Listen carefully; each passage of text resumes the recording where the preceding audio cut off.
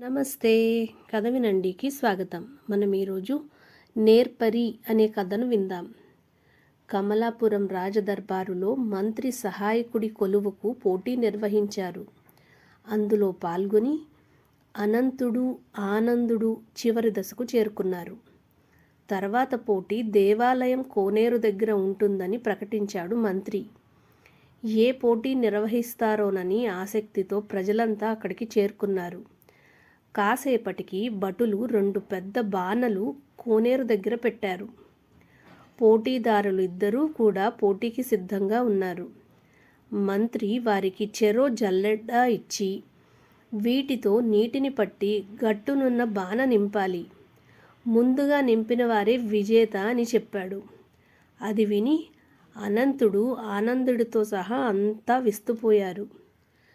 జల్లెడతో నీళ్లు పైకి తీసేలోపే రంధ్రాల్లోంచి బయటకు వచ్చేస్తాయి కదా, మరి బానలు నిండేదెప్పుడు అని అందరూ అనుకోసాగారు. పోటీ మొదలవ్వగానే అనంతుడు జల్లెడతో నీళ్లు తీసుకెళ్లి బానలో పోయసాగాడు. కానీ ఎంత ప్రయత్నించినా 1-2 బొట్లే బానలో పడుతున్నాయి.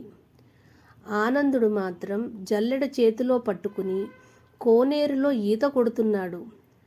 ప్రజలంతా అనంతుడు పడుతున్న శ్రమ చూసి బాన నింపలేకపోయినా ప్రయత్నం చేస్తున్నాడు కాబట్టి తానే గెలుస్తాడనుకున్నారు. కొంత సమయం గడిచాక ఆనందుడు ఈదడం ఆపేసి జల్లెడతో నీళ్లు బానలో పోయడం ప్రారంభించాడు. అప్పుడు అతని జల్లెడలో నుంచి నీరు బయటకు కారిపోవడం లేదు. దాంతో అందరూ ఆశ్చర్యపోయారు.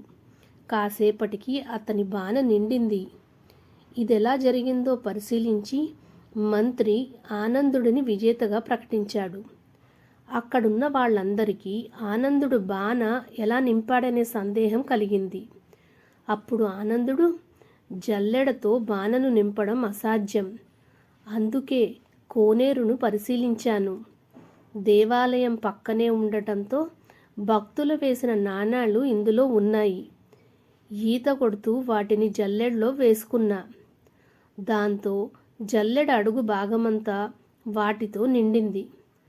తర్వాత దాంట్లో నీళ్లు నింపి బానలో పోశాను అని చెప్పాడు. ప్రజలంతా అతని తెలివికి, సమయస్ఫూర్తికి మెచ్చుకున్నారు. చురుకైన సహాయకుడు దొరికాడని మంత్రి సంతోషంగా ఆనందుడిని తీసుకుని రాజదర్బారుకు బయలుదేరాడు. కథ సమాప్తం.